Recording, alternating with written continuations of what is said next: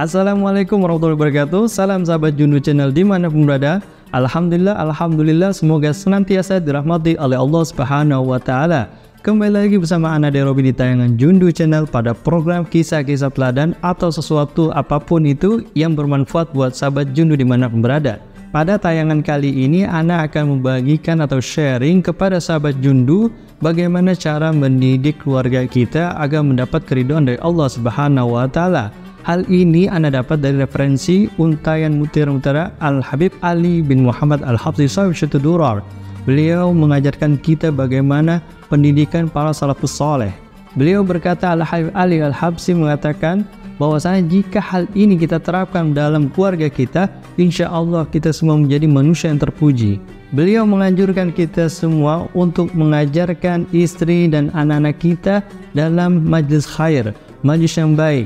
Jika kita memiliki ahli ilmu atau kita ahli ilmu atau memiliki sebagian konsentrasi ilmu, tentunya ilmu dalam pandang agama, maka kita ajarkan tuh istri dan anak kita mengenai ilmu yang kita ketahui.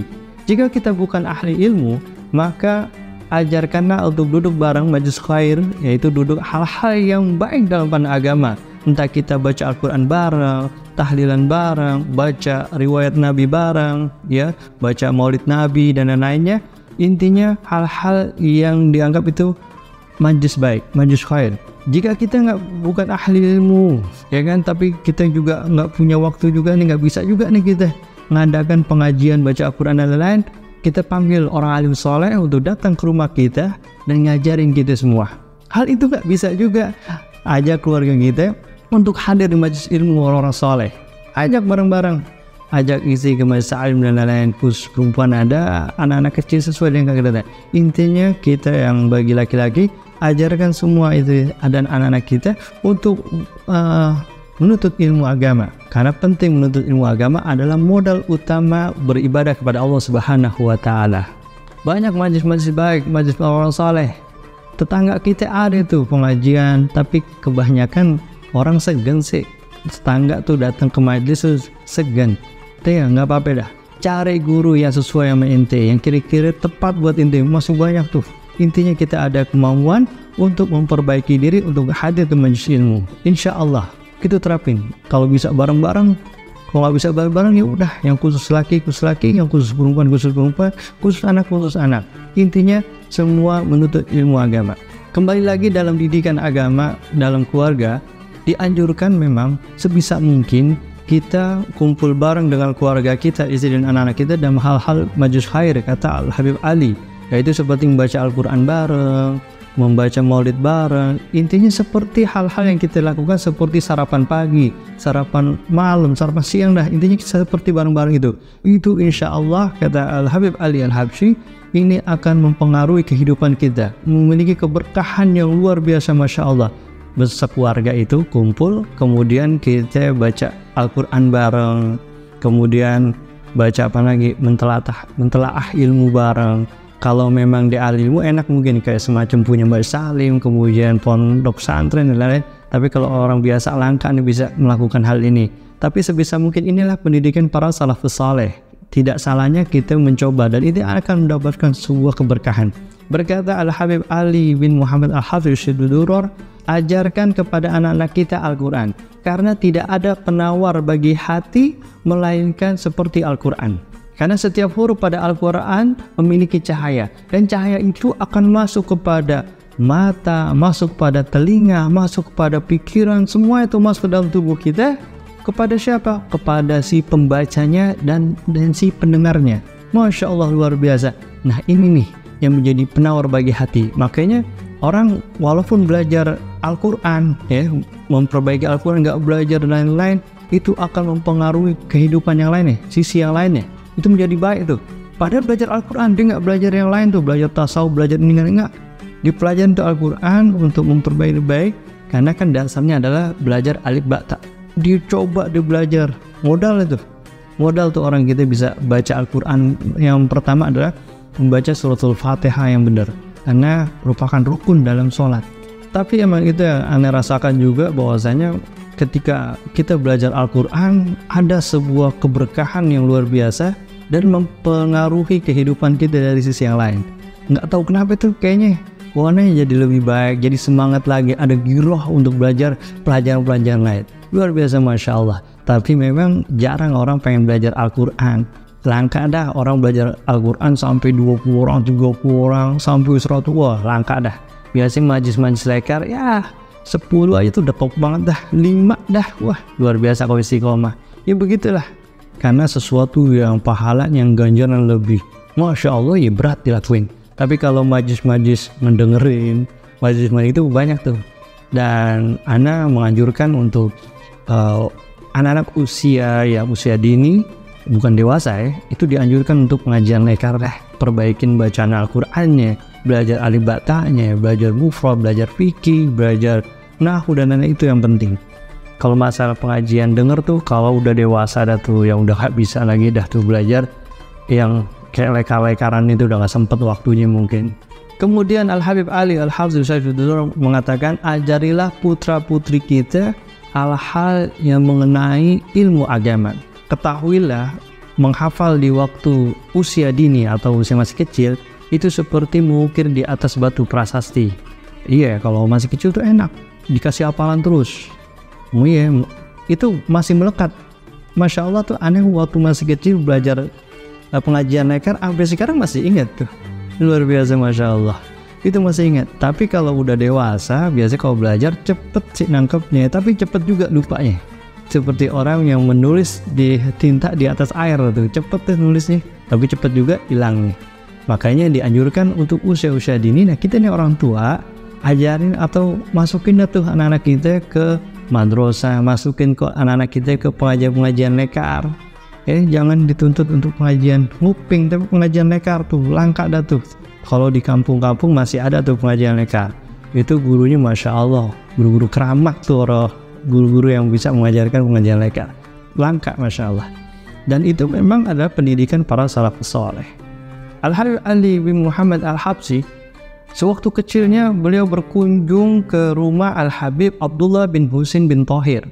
Nah di sana beliau melihat Al-Habib Abdullah bin Husain bin Thahir ini sedang mengajari anak perempuannya kitab Jurmiyah dan kitab fikih Safinatun Najah tentang ibadah. Masya Allah luar biasa. Gak usah jauh-jauh. Anak pribadi pernah ngelihat Sayyidil Walid Al-Habib Umar bin Abdurrahman Asy-Syaikh. Gak usah jauh-jauh. Anak pribadi ngelihat langsung nyata dengan kepala anda sendiri. Sayyidil Walid Al-Habib Umar bin Abdurrahman Asy-Syaikh itu mengajari putri-putrinya, ya Wan Fair dan Safira itu, pelajaran nahwu. Bahkan ada mufradat yang disetor kepada Sayyidil Walid, itu pelajaran fikih dan lain-lainnya. Itu Masya Allah, Sayyidil Walid yang sudah umur ya menurut anak, tapi masih semangat untuk ngajarin anak-anaknya. Ini menjadi keteladanan buat kita pribadi yang masih muda, kuat. Kok kita malas ngajarin anak-anak kita, sedangkan beliau sudah tua tapi masih semangat. Luar biasa Masya Allah. Dan itu benar-benar anaknya setoran ini, setoran itu. Dan Alhamdulillah Anda berkesempatan bisa dekat dengan keluarganya, jadi Anda bisa melihat langsung beliau sedang ngajarin putri-putrinya. Luar biasa Masya Allah. Dan memang semestinya kita harus mencoba atau mempraktekkan hal-hal seperti ini yang dicontohkan oleh para salafus saleh kepada keluarga kita. Duduk bareng bersama istri dan anak-anak kita, atau kita duduk bareng dengan anak-anak kita ajarin mengenai hal-hal tentang ilmu agama, atau mungkin kita baca Al-Quran bareng dan lain-lainnya. Intinya majlis khair. Jangan sampai kita hanyut dalam urusan dunia, atau entah ngumpul bareng malah nonton TV atau main handphone bareng atau mabat. Dan bahkan yang lebih jauh lagi adalah menggunjing atau gibah sampai namimah. Kan ada tuh beberapa keluarga begitu tuh, ya kan? Dia ngomong sama anaknya, lu jangan deket-deket sama dia, lu jangan deket-deket sama si Sano. Malah ngajarin, orang tuanya malah ngajarin sebuah kedengkian. Nauzubillah min dzalik. Mudah-mudahan sahabat Jundu channel dimanapun berada yang menyaksikan ini, kita dijauhkan dengan sifat-sifat seperti itu. Amin ya rabbal alamin. Al-Habib Ali bin Muhammad Al-Hafidz Syaikhuddin menceritakan bahwasanya ayahnya Al-Habib Muhammad bin Husain radhiyallahu an, beliau jika ketemu dengan orang soleh selalu meminta doa untuk anak-anaknya. Begitu terus. Ketika ketemu orang-orang soleh, ketemu gurunya dan lain-lain, selalu meminta doa untuk kebaikan, untuk apa aja dah pokoknya hal-hal yang baik pada anak-anaknya. Dan ini pun juga ana lihat langsung kepada guru-guru ana semua seperti itu.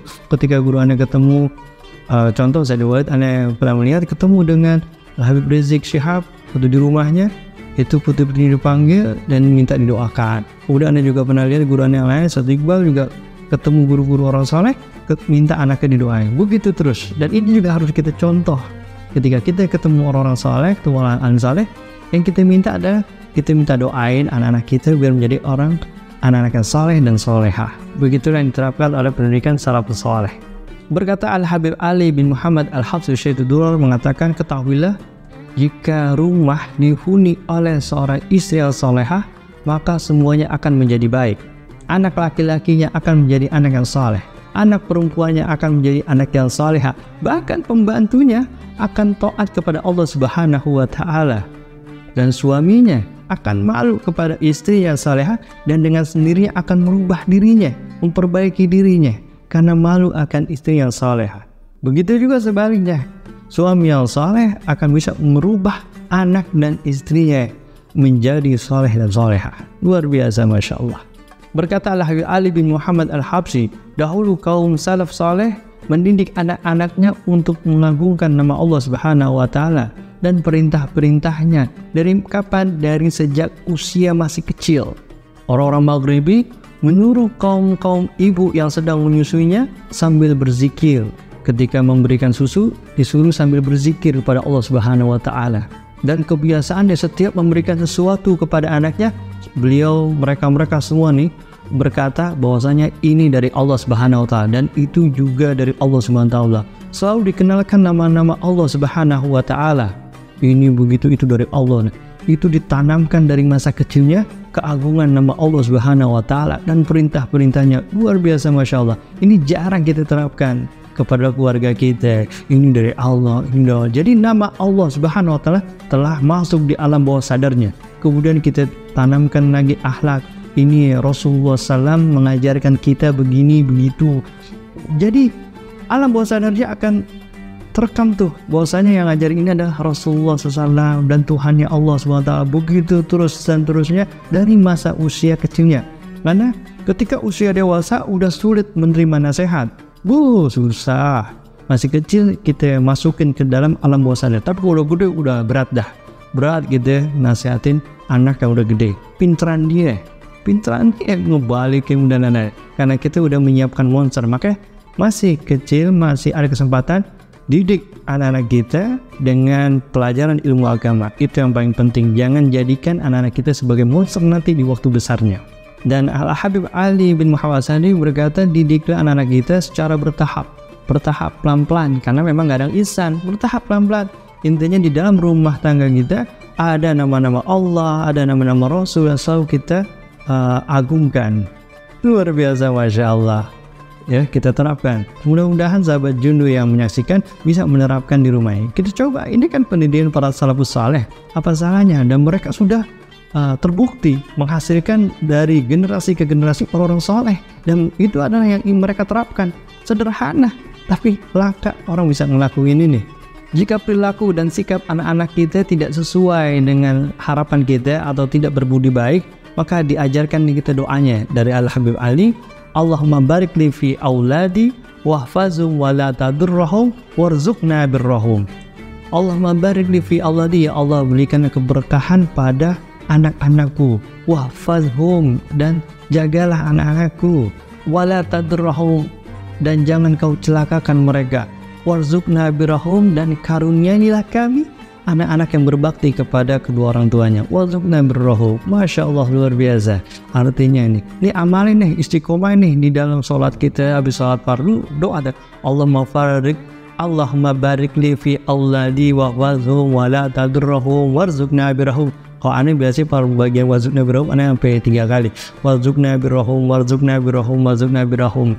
Masya Allah, ini amalin nih, ini doa kita nih, doa buat orang tua nih yang udah jadi orang tua nih, baca nih doanya. Dan bagi yang belum berkeluarga, baca aja jadi tabungan buat kita nanti kalau punya anak udah langsung nih kita jadi apal. Di samping kebiasaan para salafus saleh yaitu menekankan tentang pendidikan agama, pendidikan akhlak dan keteladanan yang lainnya, Dan para salafus saleh juga menganjurkan kita untuk memegang kepala anak kecil kita atau anak-anak kita yang masih kecil, itu palanya diusap dan dibacakan asyahid asyahid asyahid asyahid asyahid asyahid asyahid 7 kali, dan yabar yabar yabar yabar yabar yabar yabar 7 kali. Kemudian setelah itu baca inna anzalnahu fi lailatul qadr sampai habis. Itu baca 3 kali pas baca surah inna anzalnahu fi lailatul qadr 3 kali. Insya Allah jika kita istiqomah ini melakukan hal ini, insya Allah anak kita nanti kelak menjadi anak yang soleh dan solehah. Allahu Akbar. Dan ini amalan sebenarnya udah banyak juga ya di media sosial yang dikeluarkan, ada perkataan kalamnya Umar bin Hafiz, kemudian kalamnya daripada Habib Muhammad Al-Haddad.